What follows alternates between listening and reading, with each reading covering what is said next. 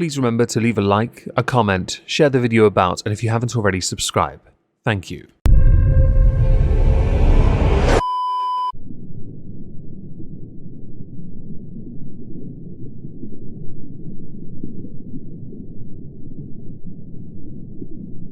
Well, isn't this just fantastic? Hello, everyone. Well, this is something I didn't think we'd be doing. Hi, Dubs. How are you? I have some bad news to share with you. If the news is that your channel is essentially tanking at a somewhat expedited rate, we've known this for months now. Since, I'd say, 6 months ago when you made a video about the most satisfying fidget toy. Congratulations. Keep it up and you can be down here with me, a lowly oik. One of us. One of us. I really don't want to share it. I feel terrible. This year has been a rough one, but this is the path that I chose, so I think it's best to be transparent. Okay, so we can cross two things off here. We're not getting a new content cop, because that series is well and truly haram. And while you're about to deliver bad news, it's also not going to be anything to do with the fact that your views are tanking, because you've just conceded you've made a choice. I vaguely recall just over a month ago a video titled I Miss the Old iDubbbz that went down like a rather large lump of lead. But if it's a consolation, you got more likes to dislikes at least. For Creator Clash 2, despite it being a fun event and despite good fights and a lot of creators sacrificing a lot of time, money, and energy, we lost $250,000 on the event. Do you mean the boxing event that you promoted about a month before it even happened? That was so poorly promoted compared to the first one. People only spoke about it because of people who were being excluded because of guilt by association, who in turn then used their own newfound or growing successes to call you out, to which you then essentially failed at handling it. It's interesting to me because for someone that built a reputation on YouTube calling others out and having a very nonchalant approach to criticism back then, how strangely sensitive you have become, which is not a bad thing. I say strangely sensitive because you became reactive in a rather weak way. No doubt trying to be more careful how you approach it, but by doing so, your Creator Clash 2 event for charity was a negative $250,000. Didn't someone offer to give you $100,000? And just think, right now Misfits, KSI's boxing thing, is doing really well. Jake Paul, even after a loss, is doing really well. Your charity one though hasn't. An indication that you took the wrong approach in many areas. If this is to benefit charity, how did you screw this up so monumentally? The word professionalism might feature some point in this video. The way that this typically works for anyone who's unaware is that once our expenses are paid off for the event, like all the minimums of broadcasting, the hotel, travel, all that sort of stuff, once that's all paid off, then we can start paying the charities. Who, just a quick thing, who claimed they were eating at Salt Bays as a business expense? Hold your hands up, come on. We know someone did. Additionally, considering the size of the venue, considering how full the venue was, which genius thought about promoting it so close to when it actually happened, and thought the best way to drum up additional interest would be to pull a fighter out who could then use their clout to get you back? Because you did cost some fighters money, but also their charities money. And I mean money in the sense that they pay to train, which expenses are supposed to be covered, but they weren't. Whether you agree with Froggy Fresh here or not, it doesn't really matter. It's the principal part that now leads to questions of how much did you spend marketing this to then fail so badly? This feels a little Leroy Jenkins. Unfortunately, we didn't even reach the break-even point, right? We're $250,000 in the red. I foolishly thought that the success of last year should be a minimum, a minimum for what we are able to do this year. You might have had a point to that. Certainly based on other boxers, other boxing events success for YouTubers, social media influencers, you might have had a point. But in your case, you suffered from a change in character online. This in turn led to what is called the law of diminishing returns, because the very people who had backed you the first time and wanted to see you win and succeed, both times in fact, left. The timing is very important. You have to maintain some consistency if you want to build a solid foundation, but your foundation, while strong initially, was going to crumble because it wasn't maintained. You couldn't even keep the character up. There was a lot more to think about. I thought, okay, we're bringing on more talent, we're bringing on more creators. That should translate to more pay-per-view buys. We're inviting more creator guests. I think that should translate to more pay-per-view buys. What you should have done, iDubbbz, is you should have linked up with a boxing promoter, somebody that knows the business, someone that is very much intimately knowledgeable on the subject, who could have then guided you, so basically anyone but Boxer, because Ben Shalom's a moron, that could have made sure that the idea of what this stood for could persevere. It's all about marketing and promotion. A boxing promoter knows the money part. You, apparently in this, have used an ignorance through assumption and expectation, and in doing so, charities have been deprived of any money raised from this event. An event that is quite forgettable at this point. The first one, not so much, it's actually quite good. The second one, no, not really. Bringing on more creators does not mean more clout, more interest. You've got to have the right names, the right people. Less is more can still be applicable. This is our second time doing the event, so more people are going to know about it, so I thought that would translate to pay-per-view buys. I think it would have, if you had fought Rice Gum perhaps. Not Alex Wasabi. I also would have agreed had you been a more active creator within your own community, producing more content. To keep people interested in you, because you are one of the faces of this, you've got to be more active. I'm not a boxing promoter, but this is basic promotion 101, and you sucked at it. I know someone can argue, but I'm saying this in hindsight, and you could well have a point, but I mentioned Rice Gum on purpose because he's somebody that thrived on relevancy, a word that can be argued to be somewhat ironic. But we did half as well as we did the first year. 50,000 compared to 100,000 the first year. So based on the numbers you presented and the pay-per-view apparently being $20, if we ignore the price of the gate itself or any sponsors and endorsements, those 50,000 buys at $20 a pop would have translated to $1 million. That then, after the loss of $250,000, would mean 750,000, roughly, would have gone to charity. I'm not sure what the tax system's like when it comes to charitable donations or non-profit stuff, but let's say 750. I feel like this meme is appropriate right now. I can't imagine why. So I was wrong, and I feel a lot of shame because a lot of people were trusting me and trusting our team to, protect the event and protect the charities and protect just the whole thing.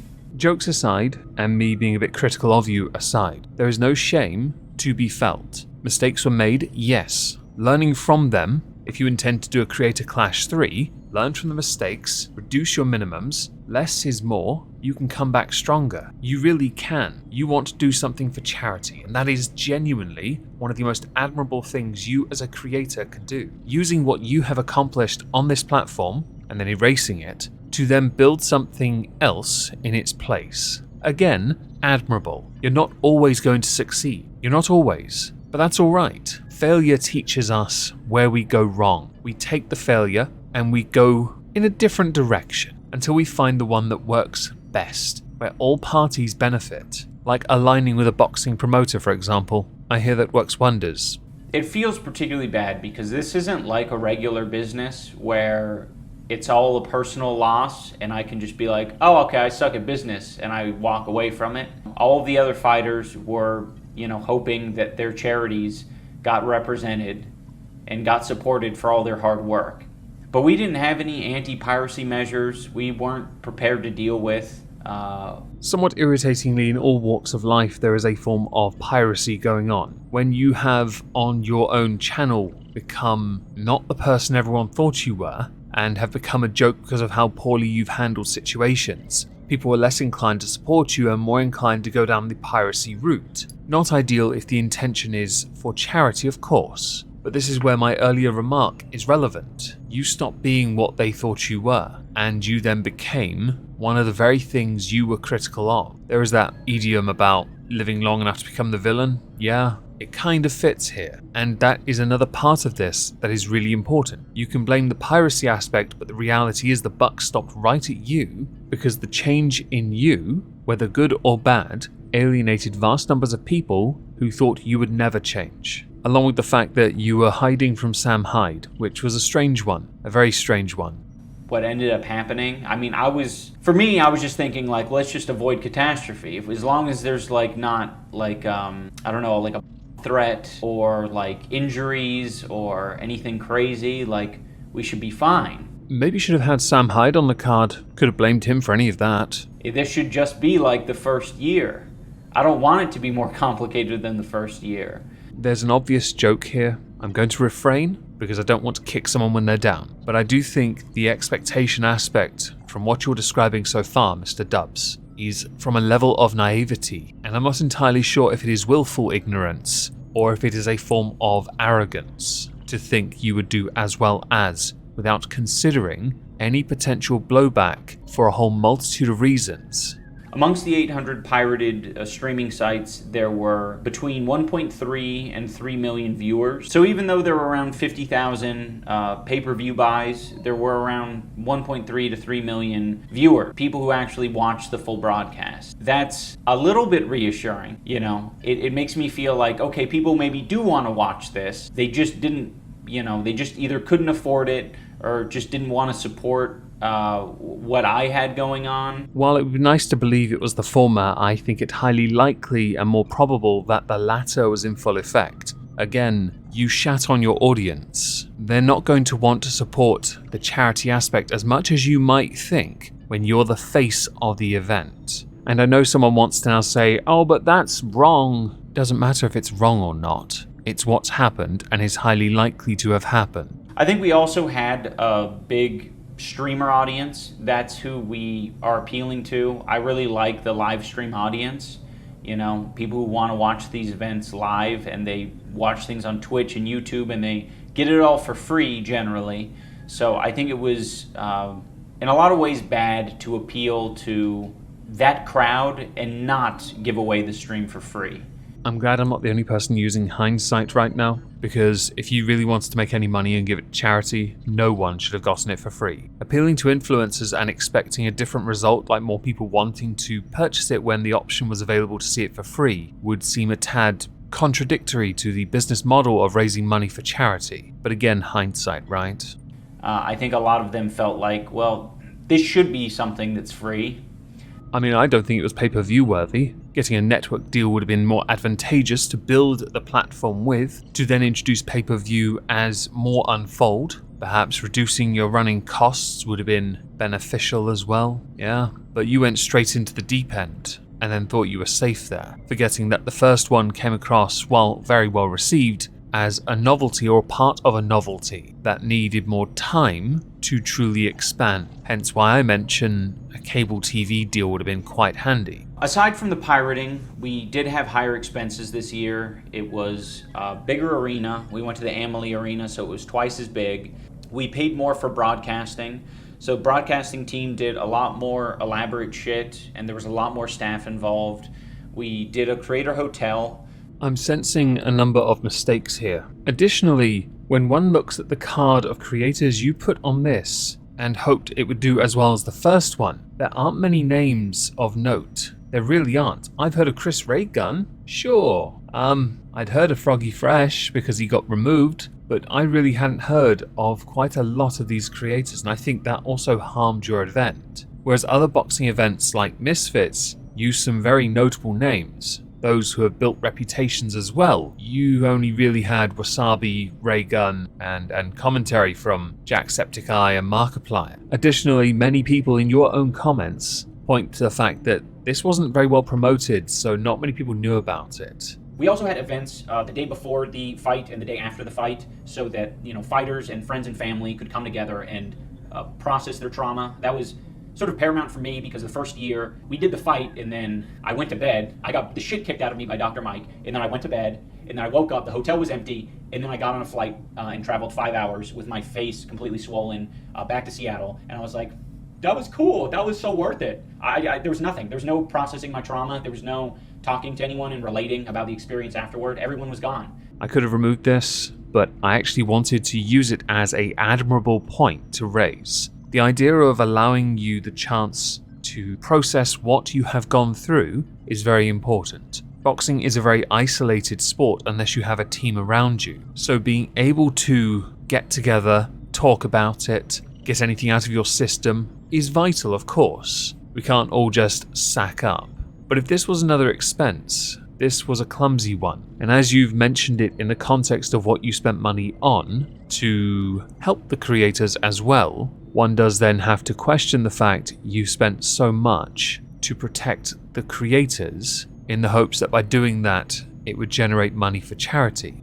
And that shit felt awful. So yeah, some of these things that might seem extraneous, in my opinion, were entirely necessary, and I wouldn't change it for the world. I again can 100% respect your desire to want to protect everyone involved as much as possible by making sure accommodation was taken care of, the ability to process the trauma was taken care of, but the entire point of the event was for charity, and you raised nothing for it. You can blame the pirating if you wish, by saying, yeah, but we would have gotten all these viewers from them. But you wouldn't have. They pirated it mostly because of their dislike towards you, not because they couldn't afford it. Simply they would rather spend that $20 on something else. We also had to pay for more fighters this year. The first year it was 18, this year it was 24. I thought bringing in more fighters would just lead to more pay-per-view buys, but I think it just ended up costing us more. Because each fighter gets a $20,000 stipend. Covering their expenses, which is what the $20,000 does to cover training fees, is an admirable aspect of this, and the right thing to do because they can't realistically train for free. Those costs need to be covered. 9-month camps, that's an interesting one. But that is a valid business expense. Having more fighters though, no. But then even if you remove the 6 extra fighters you had at $20,000 a pop, you're still $130,000 short of breaking even. So I guess you can continue to blame the piracy aspect of this, instead of the actual problem. I think other boxing promotions would disagree that fighters should be getting paid this amount, but to each their own. What do I know? We lost $250,000 on this event. Nothing. Nothing. Either because of willful ignorance that you cannot fathom why it is this happened, or because you genuinely are stupid. Now, I'd like to believe it is a form of ignorance, because, again, you are the face of Creator Clash. You changed, you put those changes out there, you were memed to high heaven, mocked and abused for it. You handled that really badly. You barely make any content, and you thought after the success of the first Creator Clash, which was fantastic, 10,000 bums in seats, sold out venue, sure, great. Then moved it to a bigger venue, put more fighters on that no one had heard of, and barely promoted it. Ignorance is preferable here to simply saying you're stupid. And I know, hindsight, but I'm a commentary channel, I'm allowed to do that.